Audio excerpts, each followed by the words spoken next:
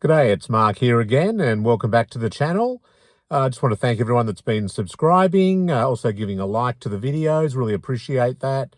Make sure you click that the subscribe button, and yeah, really appreciate everyone's comments as well. I respond to everyone's comments. Today, I'm going to talk about my 1971 Imperial by Chrysler. It's an Imperial LeBaron.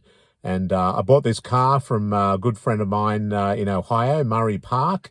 Those of you in the Mopar circles for large Mopars, large Chryslers, Murray Park C-bodies. Murray sells a lot of parts and cars and bits and pieces, but he's a good mate of mine.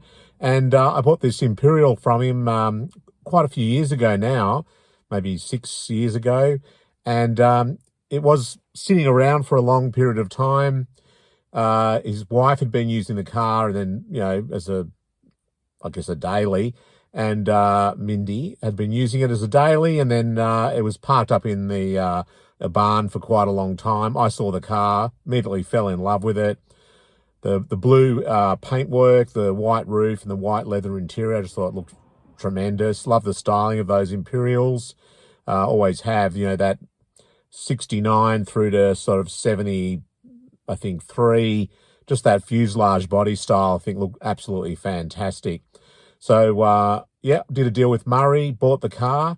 This car is quite unusual in as much as, it's got the standard 440 cubic inch V8, which they all had, but it's also got factory anti-lock brakes, four-wheel anti-lock brakes. In fact, it was the first car in the world, production car, to offer four-wheel anti-lock brakes. It wasn't Mercedes-Benz, Imperial by Chrysler.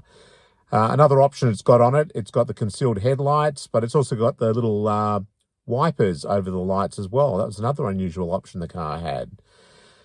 The car was also used to ferry Robert De Niro and Martin Scorsese when they were making Raging Bull. All the paperwork was in the glove box, and just talked about, picking up Mr. Scorsese at this time and dropping him off at that time, and the same with Robert De Niro. So I thought that was bit of interesting history.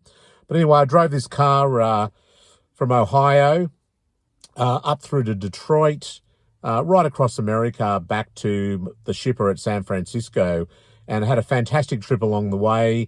The car handled magnificently, driving through St. Louis, the Gateway arches there, and seeing this fantastic, went to the museum, transportation museum there, and saw the GM Aero train. That was really terrific. I always wanted to see that. That was on the bucket list. So saw that. And then we went through, Kansas and Colorado and all these different states, through the Colorado mountains, traveled through the snow, or light snow. Wasn't too bad, luckily for us. I was with Fletch, actually. We did a road trip with Classic Resto. He's got a TV show, Fletch. So we did that trip across America, then into over the mountains, and then into California, and to the shipper in San Francisco, where I dropped the car and shipped it back. And it was just an absolutely terrific car. It did not miss a beat. We went on a few of the back roads, especially around sort of Nevada way, through the desert, went on some of the less traveled roads, and the car just didn't overheat. All the hills and things like that, it just handled them with no problem whatsoever. Massive torque of the 440, and with that, that torsion bar suspension, not as soft as riding as a Lincoln or a Cadillac, but I tell you what, it outhandled either of those two cars through some of the twisty bits. I remember going through some of the national parks, Yellowstone, I think it was. And just driving through the national parks through some really mountainous terrain, and the Imperial handled it with no problem whatsoever. So, while Cadillac was the number one selling vehicle in luxury, in the luxury segment back in 1971, then I guess maybe the Lincoln would have been number 2. The Imperial, I tell you what a tremendous car, really fantastic, and I just love the car. Such a good car to drive, supremely comfortable, excellent power, very comfortable rider. It's got a massively long wheelbase. It's a very large car, one of the biggest cars ever made, but also good handling for a car of its size as well. So that was just my 1971 Imperial LeBaron, terrific car.